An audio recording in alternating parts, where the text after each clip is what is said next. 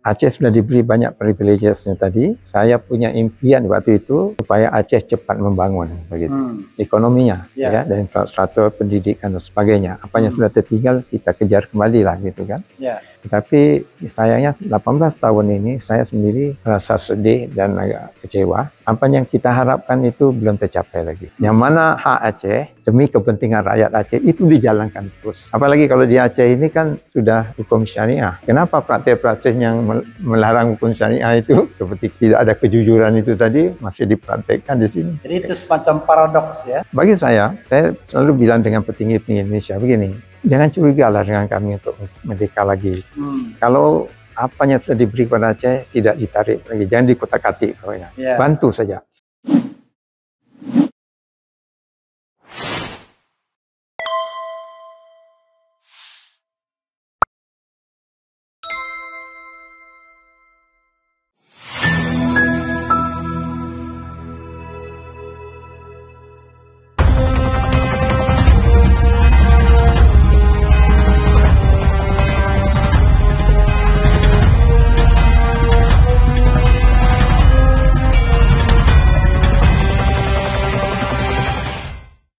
Assalamualaikum warahmatullahi wabarakatuh.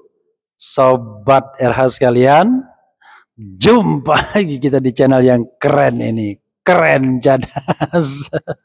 Jadi saya sedang di Maligo ya. Maligo Wali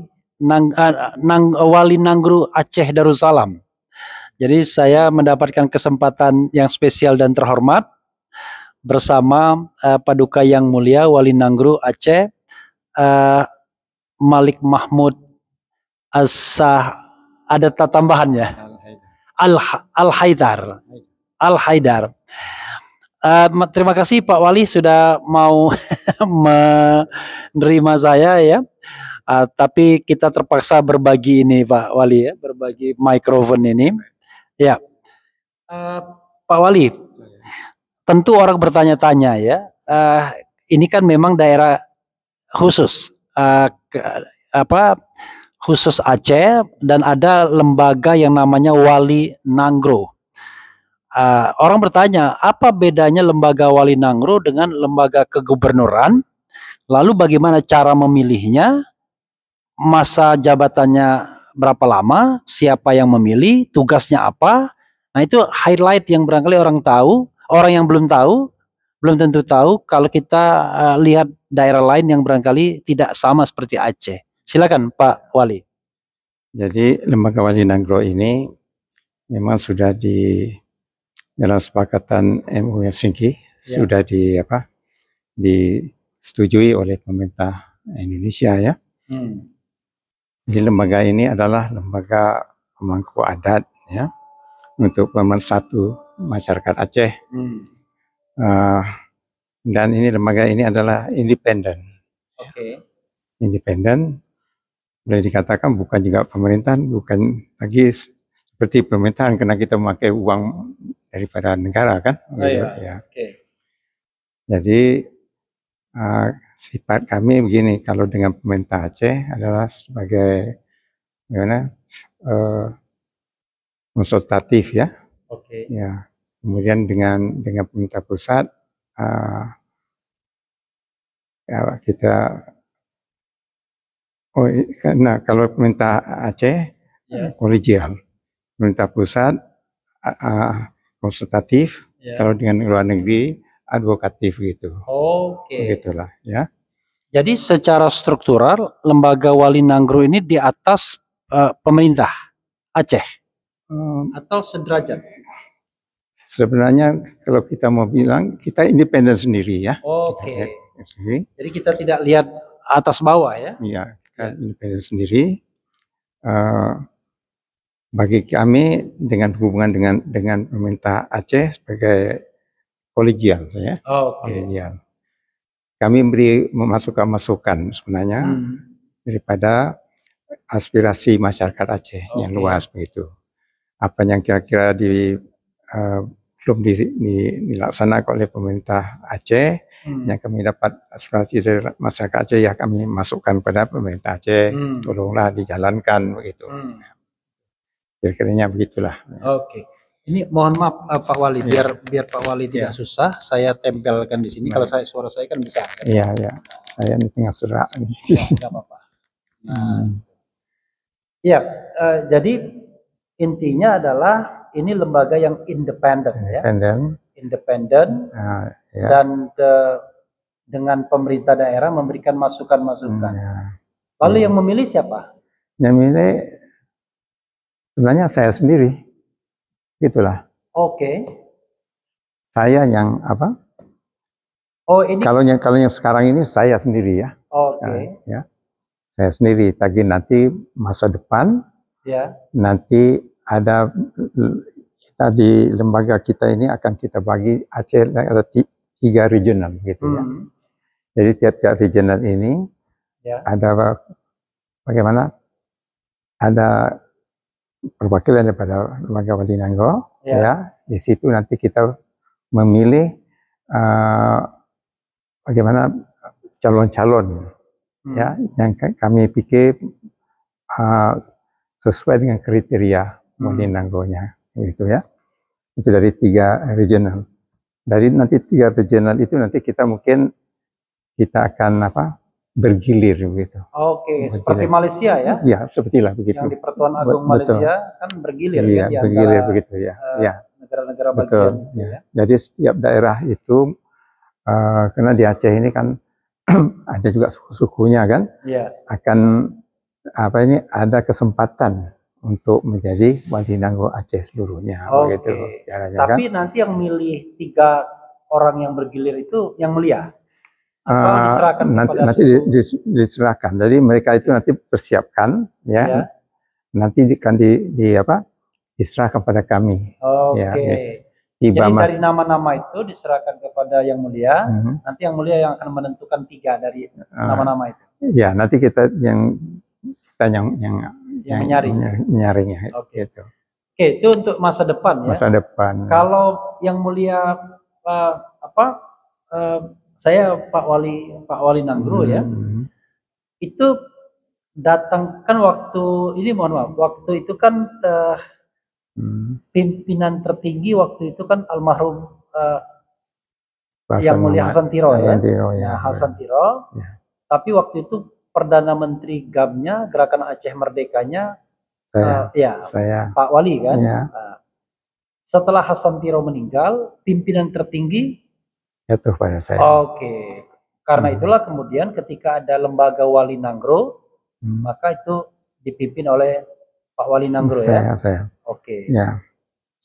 Mulai dari tahun berapa itu? Itu saya dilantik tahun 2014. 2014. Iya. Setelah undang-undang pemerintahan Aceh selesai, ya? Selesai, ya. Itu. Dan itu yang melantik siapa waktu itu? Yang melantik ya saya sendiri. Oke. Jadi karena memang ini, ya. Jadi mengucapkan sumpah yang dipandu oleh saya sendiri. Oke. Jadi maksudnya bersumpah. Ya. Saya di hadapan Allah Subhanahu Wa Taala. Di Dewan DPRA Aceh. Di DPRA Aceh tempatnya. Ya. Diundang secara resmi petinggi-petinggi. Ya, ada juga yang dari Jakarta, juga dari seluruh Aceh, begitu, ya. Ya. Untuk masa jabatan seumur hidup. Kalau untuk saya, insya Allah seumur hidup, ya. Lagi nanti kalau yang bakal akan datang mungkin setiap 5 tahun. Setiap 5 tahun bergilir. Kita bergilir, gitu. Yang sudah dapat giliran tidak menjabat lagi atau masih menjabat secara bergilir? Enggak, dia kan dari 3 regional kan, umpama regional 1, ya, nanti kita pindah ke regional 2 atau 3 begitulah. Tapi orang yang sama atau orang yang berbeda? Berbeda. Tapi yang terbaik lah, yang menurut kriteria. Diseleksi terus, ya? Diseleksi terus. Gimana perasaan Pak Wali, ya, setelah Aceh menyelesaikan konflik dengan pemerintah pusat melalui perdamaian Helsinki 2005, ya. Setelah tsunami. Betul. Dan kemudian tahun 2006 ada Undang-Undang 11 2006 tentang pemerintahan Aceh. Kemudian ada partai lokal. kemudian ada lembaga Wali Nanggro yang diadopsi Kesultanan Aceh Lama ya? Iya, ya sebenarnya begini. Iya. Ini kita pada sejarah lah. Iya. Kalau dulu kan kesultanan kan. Iya. Jadi pada kecamuknya perang Aceh dengan Belanda itu kan lama sekali kan. Iya. Jadi Sultan Aceh itu yang terakhir pokoknya. Itu kan tidak bisa menjalankan tugasnya karena beliau waktu itu yang terakhir itu umur baru 14 tahun. Oke, gitu, masih sangat belia ya. Iyalah. Okay. Jadi perang dengan Belanda terus berkecamuk. Ya. Jadi oleh petinggi-petinggi Aceh di zaman itu pintar mereka itu memikirkan kan. Ya. Untuk meneruskan peperangan harus ada pemimpin yang kuat. Oke. Ya, yang didukung oleh semua masyarakat Aceh ya. Jadi diseleksi di waktu itu Tengku Cik Ditiro Muhammad Saman. Oke, Tengku Cik Ditiro pahlawan nasional ya. Iya benar. Ya, beliau itu adalah salah satu ulama yang karismatik di waktu itu yang diterima oleh semua masyarakat Aceh ya begitu. Dan beliau terus meneruskan perjuangan Aceh. Maka di waktu itu dibentuknya yang pertama kali Wali Nanggro. Wali Nanggro. Jadi kuasanya kuasa sultan sebenarnya. Oke. Ya. Jadi sebenarnya dia mendapatkan kuasa sultan. Ya, mandat itu. Iya, mandatnya. Ya. Dan itu cap mohon Sultan Aceh kan cap sepur gitu kan. Ya. Nah, itu diserahkan pada beliau. Oke. Dan ini dapat persetujuan daripada petinggi-petinggi ada di Aceh termasuk keluarga dari sultan juga. Oke. Karena waktu itu Sultan Muhammad Dawud Shah sesudah itu kan mereka boleh dikatakan dalam genggaman Belanda lah begitu, begitu ya. Jadi beliau tidak bisa bikin apa-apa. Tidak bisa melawan. Tidak bisa melawan dan juga tidak bisa menekan apa-apa. Kalau menekan beliau rakyat biasa lah begitu. Powernya sudah diserahkan kepada Tengku Cik Ditiro. Iya begitu. Tengku Ciro atas nama pemerintah Aceh, rakyat Aceh terus melawan perang dengan Belanda, ya gitu. Jadi Sultan walaupun demikian, beliau itu bikin besar, cara rahasia bikin hubungan dengan luar negeri dan diketahui oleh Belanda waktu itu ya. Beliau kan dibuang negeri ke mana-mana di Maluku. Jadi ada juga aktivitas mereka. Beliau itu oleh Belanda tahu dibawanya ke Batavia. Waktu itu dan beliau mangkat di Batavia. Ya, gitu ya. Mangkat di Batavia ya. Di daerah mana? Itu di makamnya di kota kota Jakarta. Kota tua. Itu bukan kota tua, di dalam kota Jakarta ada kuburan masyarakat yang besar apa namanya itu? Ada nama daerah Casablanca itu. Oh iya. Ada itu. Karet. Ya mungkin di situ. Dan makamnya sudah ada di situ. Oh di ada. Karet itu ya. Iya. Oke. Ya. Jadi setelah itu kerajaan kesultanan berhenti, maka yang memerintah lembaga Wali Nanggro. Iya dan Tengku Cik Ditiro. Beliau syahid kemudian kemudian diteruskan oleh anak dan cucu-cucunya sampai 7 keturunan. Terakhir Hasan Tiro.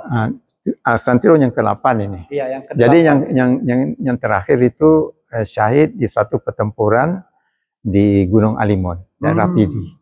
Ya.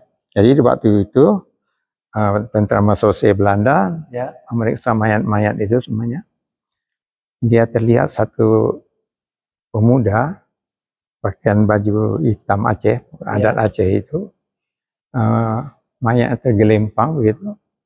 Di tangan kanannya punya pistol dan matanya melihat langit gitu ya. Jadi sudah diperiksa mayat-mayat itu, masuk mayat beliau, Tengku Cik Ma'an namanya, umur cuma baru 16 tahun. Diperiksanya baju segala macam, dapat pecah mohon Sultan Aceh. Maka Belanda sudah jenuh sekali perang dengan Aceh. Diambil keputusan, ini sudah selesai perang Aceh begitu. Jadi di waktu itu dibikin perayaan di Aceh pokoknya gitu. Ya. Dan pemerintah Aceh, Belanda sudah masuk di Aceh lah. Tetapi namun demikian perlawanan terus berlanjut. Kalau Bapak dengar di daerah Aceh Melabu ada Tengku Umar, Johan Umar, ya, kemudian istrinya Cunya Din terus melawan, ya kan. Kemudian di Aceh Utara, Cut Mutia, ya, beliau syahid juga kan. Kemudian di bagian Aceh Selatan Cut Ali, dan jadi kira-kira Belanda yang ada di Aceh kira-kira 34 tahun saja. Ya, dalam umur 34 tahun itu orang Aceh terus mengadakan perlawanan. Itu pun Aceh melakukan perlawanan terus menerus. Makanya Aceh menganggap tidak pernah dijajah oleh Belanda. Memang tidak pernah. Kenapa? Kami menganggap mereka itu kuasa pendudukan saja. Kuasa pendudukan. Dan tidak pernah ada satu perjanjian kerajaan Aceh menyerah kepada Belanda. Ya, itu satu hal yang luar biasa sebenarnya kan. Jadi berarti sebenarnya Belanda dengan Aceh masih dalam keadaan perang sebenarnya, belum diselesaikan. Cuma pada tahun 45 Aceh kan digabungkan dengan RI. Aceh menyatakan bergabung sama RI, ya, gitu ya. Nah, jadi Tengku Hasan Muhammad Hiro, waktu beliau mendeklarasi Aceh Merdeka tahun 70-an ya. 76. Ya. 4 Desember 76. Jadi beliau mengangkat dirinya sebagai Wali Nanggro. Ya. Jadi kalau beliau adalah keturunan. Ya, dan melanjutkan tongkat estafet itu ya. Jadi beliau yang ke-8 lah gitulah. Jadi kalau saya ini kalau mengikut hierarkinya yang ke-9 lah gitu. Tapi kalau di dalam RI saya yang pertama lah. Karena ada lembaganya. Jadi mereka itu ibaratnya lembaga di luar RI ya. Tapi pertanyaannya adalah ini pertanyaan yang mungkin saya tidak terlalu paham. Kenapa kemudian kan waktu itu kan posisi Tengku yang mulia sebagai Perdana Menteri dari Wali Nanggro almarhum Hasan Hiro. Lalu apakah beliau tidak punya putra mahkota? Beliau begini, anak beliau punya satu anak di Amerika. Cuma anaknya kan ya pendidikan di Amerika, jadi orang Amerika kan. Mungkin sudah jadi warga negara sana ya. Warga negara sana begitu. Ya. Jadi pada waktu yang mulia balik ke Indonesia tahun berapa itu? 2006 ya. 2006 itu sudah pegang paspor Indonesia atau belum? Di waktu itu saya mesti pakai paspor asing. Wajar ya kan bertahun-tahun di luar negeri kan? Betul. Kapan pegang paspor Indonesianya? Paspor Indonesia itu kalau ya nggak salah saya ya tahun 2010 lah gitu. 2010 ya. Jadi kenapa? Ya paspor asing itu expired. Jadi tidak diperpanjangkan lagi. Dan diberi saya warga negara Indonesia begitu.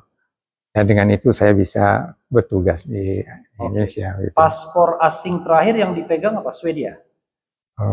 Saya rasa bagus saya simpankan saja dulu ya. Nggak apa-apa. Soalnya, tapi kita harus memahami Tengku yang mulia ya, karena pada waktu itu kan situasi konflik, jadi kita harus memahaminya sebagai bagian dari sejarah bangsa juga. Benar. Ya, jadi kalau nanti anak-anak Aceh menulis, ya tulislah nanti sejarah itu. Ya, nanti ada yang lengkapnya akan kita tulis pada waktunya nanti. Terakhir, apa harapan Tengku dengan atau aspirasi yang ingin Tengku sampaikan dalam kesempatan ini, terutama kepada saya menyebutnya Sobat RH, ya, audiens yang tentu tidak terlalu paham dengan situasi Aceh hari ini, terutama setelah Aceh pasca tsunami dan kemudian Aceh diberikan banyak privilege ya oleh pemerintah pusat dalam hal keistimewaan ya, penerapan syariat Islam, kemudian lembaga Wali Nanggro dan lain sebagainya. Apa yang ingin Wali Nanggro sampaikan? Saya yang terutama sekali masalah ekonomi ya. Karena potensi Aceh untuk ekonomi ini besar sekali ya. Kemudian juga sesudah saya tanda tangani kesepakatan MOU Helsinki itu, pemerintah pusat akan memberi Aceh uang otsus ya. Ya, agak besar sekali ya. Itu saya rasa memang kebijakan pusat itu bagus supaya Aceh cepat membangun, terutama ekonomi dan infrastrukturnya gitu kan. Nah, ini sudah 18 tahun kita berdamai. Jadi yang selama dihitung sejak tahun 2005 ya? Iya benar. Nanti tanggal 15 Agustus ya, 15 Agustus. Perdamaian Helsinki. Tahun 2005. Jadi pengharapan saya supaya ekonomi Aceh ini dipertingkatkan terus, ya. Karena kita punya kekhususan ya. Selain itu Aceh mempunyai tahap selain kekhususan waktu perjuangan yang terakhir ini, sebelum itu daerah istimewa. Kemudian Sabang juga mempunyai pelabuhan bebas. Jadi ada 3 undang-undang di Aceh ya, yang luar biasa. Cuman yang saya sebenarnya begini ya, ini terus terang saya bilang, saya yang bikin rundingan dipercayai oleh Tengku Hasramaut Titiro. Kemudian kita mengambil keputusan, saya juga yang menekan perjanjian perdamaian dengan RI. Nah, Aceh sudah diberi banyak privileges-nya tadi. Saya punya impian waktu itu supaya Aceh cepat membangun begitu. Ekonominya ya, dan infrastruktur pendidikan dan sebagainya. Apa yang sudah tertinggal kita kejar kembali lah gitu kan. Tetapi sayangnya 18 tahun ini saya sendiri merasa sedih dan agak kecewa. Apa yang kita harapkan itu belum tercapai lagi. Ya, memang adalah kelemahan-kelemahan di sana sini kita lihat. Kemudian benturan lagi seperti perundang-undangan, ya kan. Dan banyak undang-undang pemerintah Aceh yang berdasarkan pada MOU itu memang ada kelemahannya kan, lagi tidak dijalankan itu. Jadi ini tahun yang lalu Aceh ditabarkan sebagai daerah termiskin di Sumatera itu kan. Itu yang saya merasa bagaimana terus membangun begitu kan. Ini tidak bisa lagi begini caranya. Saya akan terus bergerak ke depan sekarang. Gitu kan. Kalau dulu kita memberi peluang kepada pemerintah Aceh, siapa saja mereka di situ, untuk merealisasi apa yang telah kita sepakati dengan pemerintah Indonesia ya. Lagi saya lihat ini tidak berjalan bagaimana yang dimaksud, yang diharapkan gitu ya.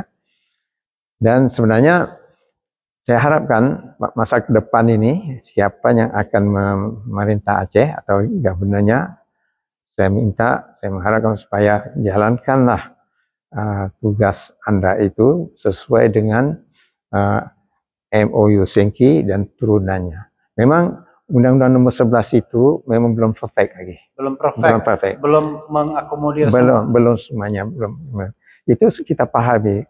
Karena waktu kami berunding, saya lihat ya, di pemerintah Indonesia ini sudah mungkin ada bikin suatu andaian atau dugaan bahwa ini akan diselesaikan dengan perundingan ya. Jadi digodoknya itu Undang-Undang Nomor 11 itu. Dan Undang-Undang Nomor 11 itu kami pihak GAM tidak terlibat. Tidak terlibat sama sekali. Cuma DPR pusat ya? DPR pusat dan kemungkinan pemerintah daerah waktu itu. Iya, dan pemerintah daerah waktu itu dan juga tokoh-tokoh masyarakat Aceh lah yang ada di pusat atau di sini ya begitu. Jadi aspirasinya kan tidak sama dengan kami. Yang berjuang ini tadi kan. Nah, itu. Jadi memang ada kekurangan di sana sini, ada kekurangan. Nah, tetapi apa yang berlaku seharusnya pemerintah Aceh yang sudah 3 kali ini kan harus memperkuatkan apa yang kelemahan MOU Undang-Undang Nomor 11 itu. Harus diperkuatkan. Mereka punya hak untuk memperkuatkan. Di mana macetnya, kelemahannya diperkuatkan sesuai dengan kesepakatan MOU Helsinki itu. Nah, ini tidak dilakukan ini. Nah, jadi inilah kelemahan-kelemahan yang saya perhatikan dalam 18 tahun. Kenapa ada masalah? Nah, Kemudian yang lagi satu masalah juga begini ya, masalah ini apa ini pengelolaan keuangan itu. Ini penyakit negara kita itu di mana-mana ada. Iya, iya. Tahulah maksud. Iya. Itu kan. Itu ya. Ditambah itu lagi. Oke. Uang sudah bertumpuk di depan mata. Ya. Tidak bisa dihabiskan juga. Dipulangkan lagi. Sedangkan rakyat ini masih menderita. Ya kan. Jadi ada soal manajemen keuangan juga yang tidak beres itu. Ya. Jadi semuanya ada apa bagaimana? Ada soal eksternal Aceh, ada soal internal. Ya, jadi bercampur gaul itu, berkelindan itu. Ini problemnya.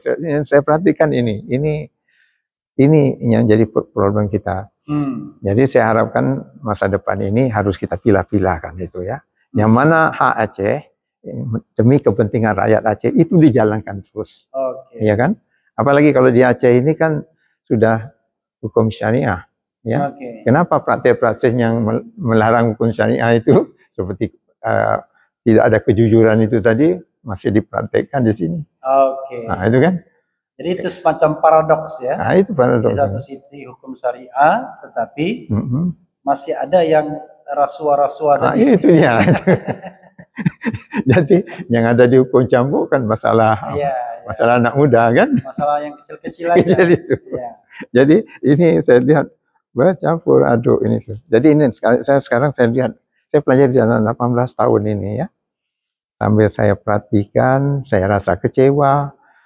Kadang-kadang saya beri masukan tidak mau didengarin. Nah ini problemnya lagi kan. Jadi, tapi karena memang masukan Wali Nanggro itu sifatnya konsultatif. Konsultatif ya. Jadi bukan direktif. Betul. Jadi ini juga ada kelemahan-kelemahannya juga kan. Jadi begini, waktu kita berunding itu agak terburu-buru ya.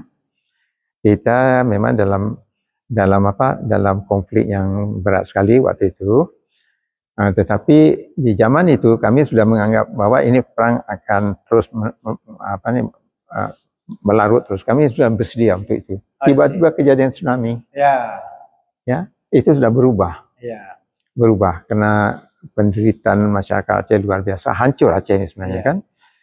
Kemudian juga oleh masyarakat internasional, dia membantu Aceh waktu itu.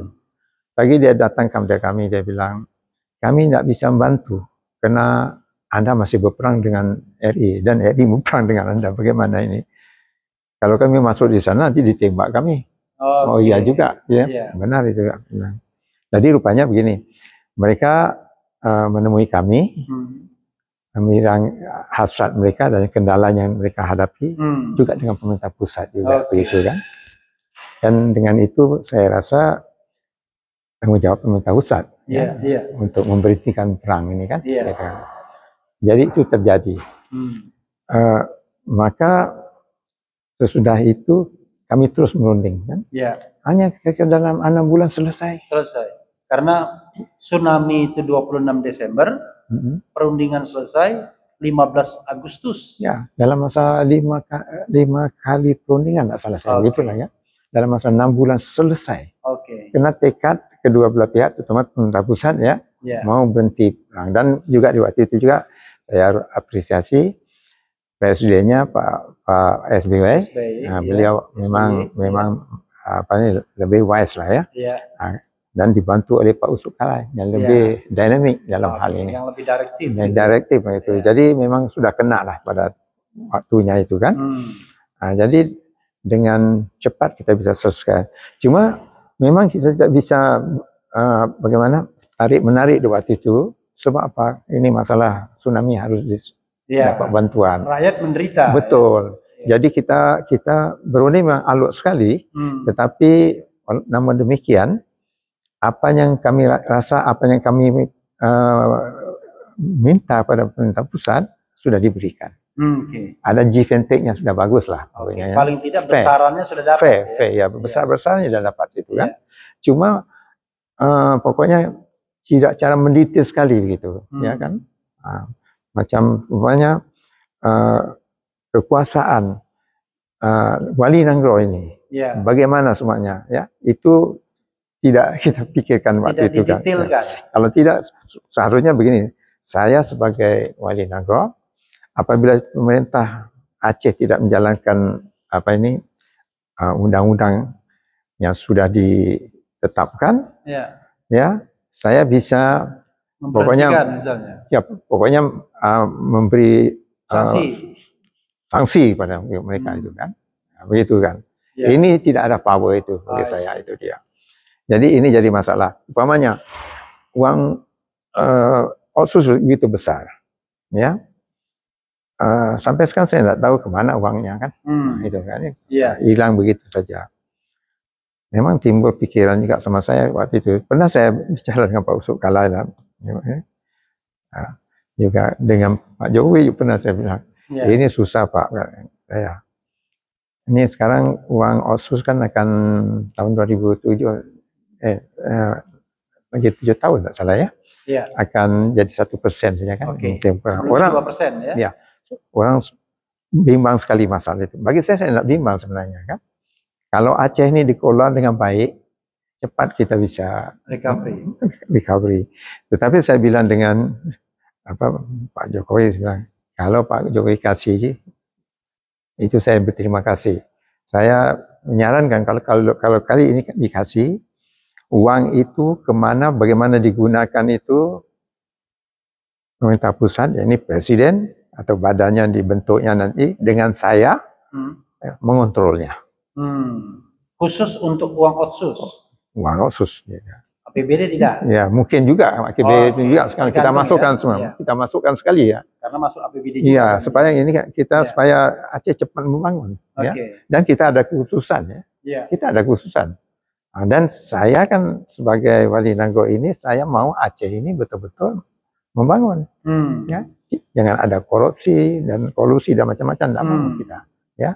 Lagi ada undang-undang syariahnya, jalankan. Ya kan? Kenapa ada undang-undang syariah kok masih ada korupsi? Dan kenapa tidak dihukum, campur di sini? Jadi inilah, pokoknya beginilah kiranya. Jadi memang ada kelemahan-kelemahan yang tempoh hari itu kita sampai tak terpikir, karena waktu yang diberikan itu kan pendek sekali. Ya, kalau tidak bisa kita ulur tarik lagi kan, begitu kan. Jadi yang penting di zaman itu orang Aceh yang dalam menderita tsunami itu dapat bantuan dari luar. Karena mereka yang banyak beri bantuan pada Aceh waktu itu. Jadi inilah kelemahan-kelemahannya. Tapi namun demikian, dengan kekhususan Aceh yang ada di sini nih, kalau pemerintah Aceh selanjutnya itu bisa diperbaiki semuanya. Ya, jalankan pemerintahannya sesuai dengan MOU Helsinki dan Undang-Undang Nomor 11 yang mana yang kelemahan diperkuatkan, ditegaskan dan direvisi undang-undangnya. Maksudnya revisi begini, revisi untuk diperkuat. Iya, bukan jangan kalau saya bukan lawyer, tapi saya bagi orang bisnis saya tahu masalah. Satu kata-kata itu kalau lawyer bisa dimutar-mutar kan. Ya. Jadi revisi untuk diperkuatkan, disempurnakan. Itu titik. Jangan revisi, nanti semuanya direvisi. Yang sudah bagus direvisi juga. Tiba-tiba lembaga Wali Nagro dihapus. Hapus lagi. Dan orang kita saya perhatikan ya, di kita ini kan. Kalau ada bikin rapat kegiatan suka sekali itu. Kena ada uangnya kan itu. Hasilnya itu enggak peduli dia.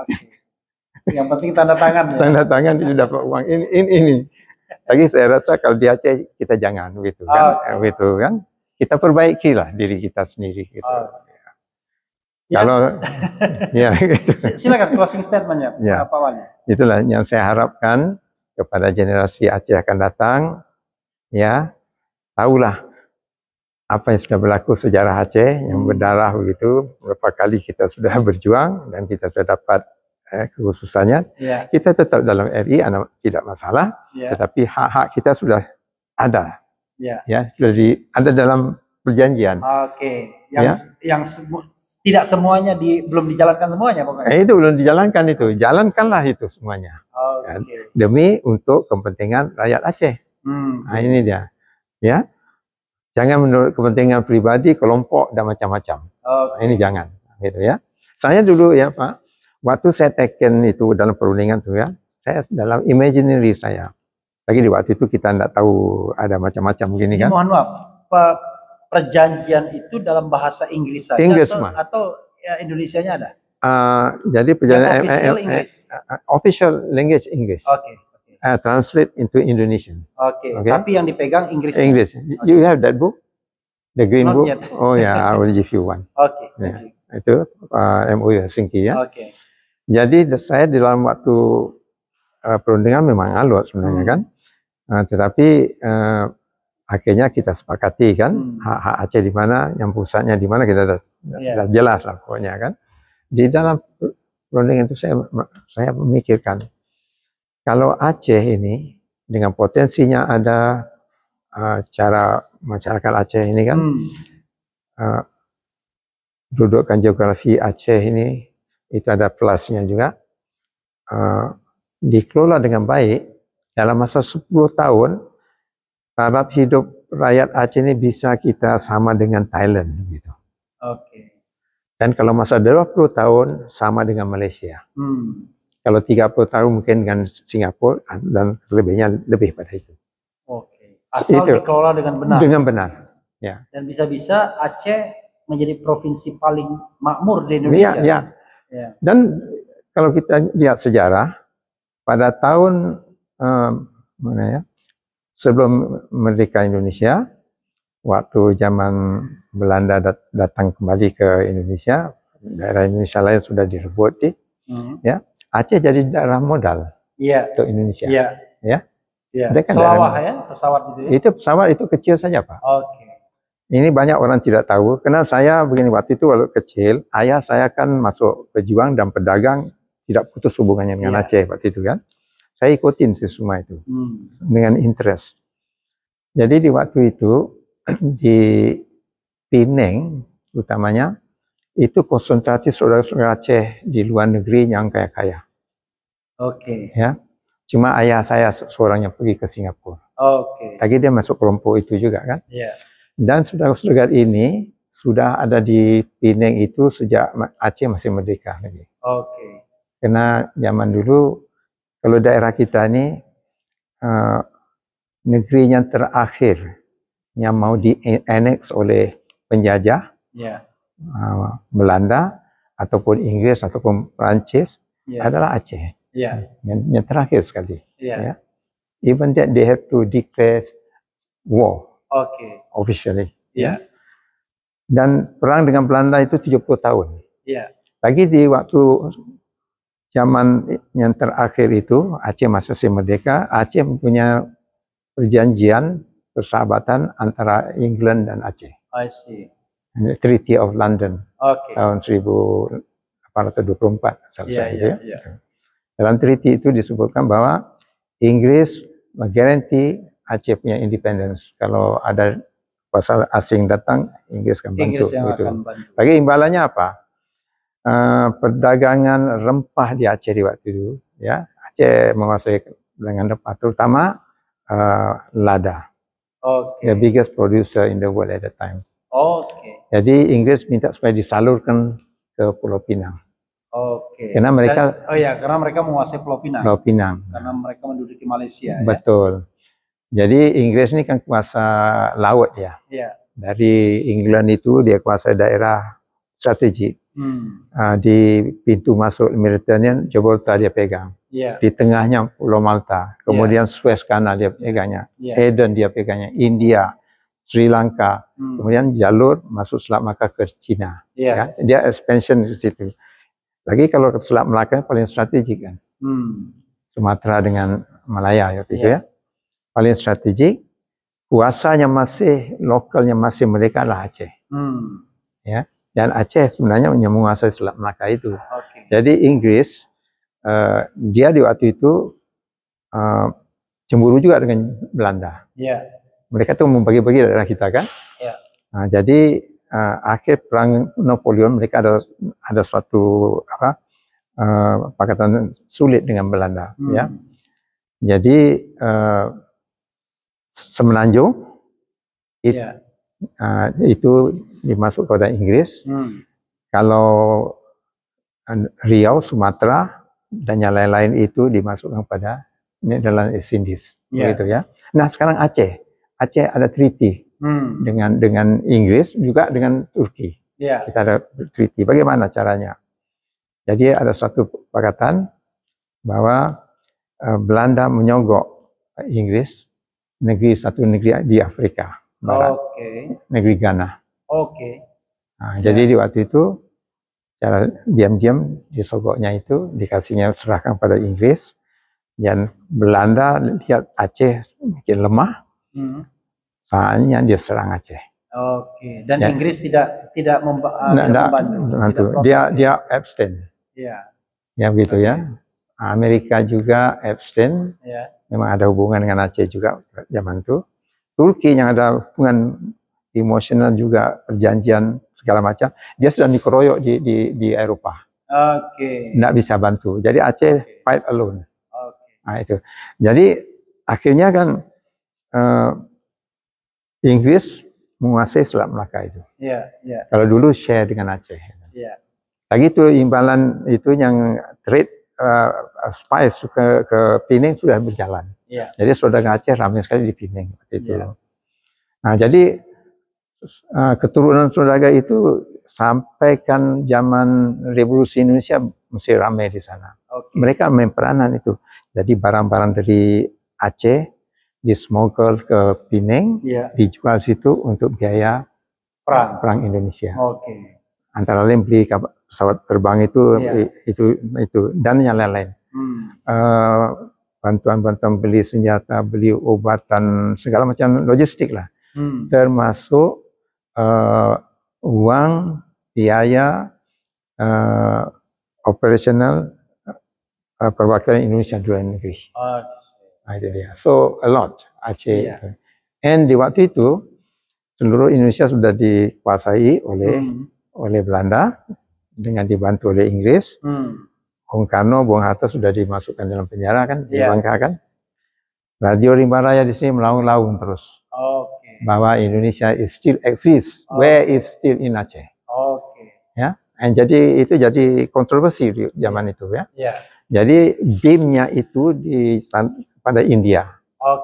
India di waktu itu yang mendukung Indonesia. Kemudian Mesir. Dan Tito dari Yugoslavia itu. Ya. Jadi akhirnya ada kontroversi yang dua, yang lain itu seperti Amerika abstain, kemudian yang Inggris ya dia orang penjajah semua bantu Belanda kan. Akhirnya oleh PBB bentuk tim Fact Finding Mission to Aceh. Turun di Belang Bintang ini, dia lihat bendera merah putih, tentara Indonesia, walaupun orang Aceh tetapi tentara Indonesia. Ya, dan pemerintahan berjalan untuk menunjukkan bahwa still exist. Nah, itu yang paling besar. Kontribusi yang paling besar. Pengakuannya, kemudian juga bantuan-bantuan logistik, uang segala macam. Silakan mungkin closing statement. Ya, jadi itulah yang saya itu. Jadi ini sejarah-sejarah ini banyak sudah dilupakan. Ya. Apalagi orang Aceh sendiri banyak yang lupa. Apalagi kalau orang pusat nggak tahu lagi terus. Lebih nggak tahu lagi. Jadi itulah seharusnya anak-anak muda ini ya harus menyungkil kembali sejarah Aceh dan menulis sejarah Aceh. Bikin tulisan yang komprehensif tentang sejarah. Karena ya. Dan Aceh dulu lebih besar dari Aceh sekarang. Iya. Jadi begini, ini kalau ini kita lihat sejarah yang dulu ya. Kalau zaman dulu Aceh ini ada berapa negeri kecil lah, sultan-sultan kecil, seperti di Malaysia sekarang gitu. Di Sumatera sama juga, ya. Jadi yang dominan di waktu itu pusat perdagangan adalah Melaka. Melaka itu di Semenanjung, dari di daerah Deli ini Sumatera Utara sampai ke Riau. Riau, Kepri, Riau Daratan itu daerah kekuasaan Melaka. Aceh dia sendiri. Tetapi apabila penjajah Barat yang pertama kali datang ke daerah kita, dia terus merebut Melaka. Tahun 1511. 1511? Ya. Ada Malahayati itu ya? Belum lagi. Belum lagi. 1511. Ya. Aceh belum bersatu lagi. Aceh itu Portugis itu ya? Portugis. Dia kuasa laut Eropa kan? Itu dia. Jadi dia dalam masa 14 hari Melaka jatuh. Nah, jadi kerajaan Melayu Melaka jatuh. Kemudian waktu itu Aceh seperti daerah Melayu lain juga kan ada beberapa kerajaan-kerajaan kecil. Kalau itu di Aru sekarang daerah Pakalan Berandan itu kan, itu kemudian di Aceh Timur sekarang Perlak itu kerajaan Perlak. Kemudian di Pasai Samudra Pasai. Terus masuk Aceh Utara sekarang. Kemudian Jempa di Birun. Kemudian Pidi di daerah Aceh Pidi. Di sini Lamri, Aceh Besar. Lamri. Kemudian di barat Daya, di tengah daerah Gayo sekarang ini itu Lingga. Kerajaan-kerajaan kecil itu. Jadi apabila jatuh kerajaan Melaka oleh Sultan Aceh ini bikin sepakatan digabungkan semuanya jadi satu Kesultanan Aceh Darussalam. Aceh Darussalam dengan pusatnya di sini. Di Banda Aceh. Dia kan strategik kan. Nah, dia di ujung sekali di Sumatera. Hubungannya dengan India. Ya, bebas. Nah, jadi secara strategik bagus. Jadi Aceh waktu itu sudah mulai bikin strategi untuk menghadap dengan Portugis. Dan Portugis sudah berapa kali sudah coba mendarat di Aceh, dapat digagalkan di waktu itu. Ya. Jadi sesudah itu Aceh bikin hubungan dengan Turki Utsmaniyah. Jadi Turki Utsmaniyah lihat musuhnya sama. Turki Utsmaniyah juga khalifah di sana. Kita negeri Islam, ya, terus dibantunya. Jadi menguatkan angkatan senjata Aceh, terutama angkatan lautnya. Ya. Jadi di dalam kita berperang dengan Portugis itu kira-kira ya hampir 100 tahun juga kan. Panjang waktunya. Pada zaman Iskandar Muda, dasar beliau itu 1600-an ya? Ya, 1600-an. Jadi kita perang dengan Portugis kira-kira akhir abad ke-15. Begitu ya. Nah, di waktu itu Malayati semua sudah ada sebelum Iskandar Muda. Akhir abad 15. Akhir abad 16. Iya. 15. 1500-an 16. Iya. Nah itu. Jadi Iskandar Muda kan 1600-an gitu. Ya kan? Itu tuh abad 17. Iya. Nah, jadi di waktu itu angkatan laut Aceh diperkuat. Kita ada tentara Marine waktu itu ya. Jadi Aceh yang menjadi pasukan terdepan untuk melawan Portugis zaman itu. Jadi Portugis tidak dapat menguasai daerah Melayu yang lain, ya. Jadi Sultan Iskandar Muda dasarnya minta kepada daerah-daerah Melayu yang lain supaya gabung dengan Aceh. Bergabung. Sultan-sultannya tetap ada, tetapi Sultan Aceh sebagai leading sultannya kan, karena kekuatan ada di sini. Ya. Nah, jadi dengan itu daerah Melayu yang di Semenanjung itu digabungkan dengan Aceh. Juga di Sumatera. Riau, Kepri, sampai Sumatera Barat, sampai di Bengkulu. Itu digabungkan. Satu kesatuan. Ya. Walaupun tidak lama ya, tetapi dengan dasar itu kita dapat menghalang kemarahan Portugis. Nah, itu dia. Nanti sesudah itu baru yang datanya Belanda, datanya Inggris, pecah belahkan lagi kita. Begitu. Jadi ini sejarah ini harus kita pelajari. Ya. Jadi kalau kita bicara sejarah ini, itu bisa sangat panjang. Panjang sekali. Jadi itulah Aceh sampai sekarang begini kan keadaannya. Bagi saya selalu bilang dengan petinggi-petinggi Indonesia begini, jangan curigalah dengan kami untuk merdeka lagi. Kalau apa yang sudah diberi kepada Aceh tidak ditarik lagi, jangan dikotak-katik pokoknya. Bantu saja. Kalau Aceh ini ekonominya kuat, ya berarti beri kontribusi besar kepada ekonomi Indonesia dan kestabilan politik Indonesia itu. Jadi dipandang begitu. Kita kan daerah paling ujung di barat, ya. Di depan Aceh ini ada 2000 sekian juta manusia di depan kita.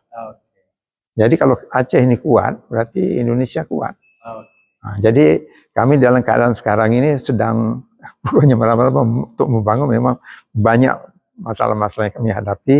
Jangan dikotak-katik lah, dibantu terus lah gitu. Intinya yang sudah diberikan jangan ditarik lagi. Jangan ditarik lagi dan jangan dikacau balau lagi kan, gitu. Malah diperhatikan, dibantu gitu kan. Gitu, ya. Ya, saudara sekalian, saya ambil dulu. Baik. Ya, saudara sekalian, tadi saya diberikan waktu 5-10 menit aja kata Yang Mulia Tengku Malik Mahmud. Tetapi rupanya beliau banyak hal yang ingin disampaikan. Mungkin lain waktu kita kapan-kapan kalau beliau ke Jakarta langsung main saja ke studio Refli Harun Channel.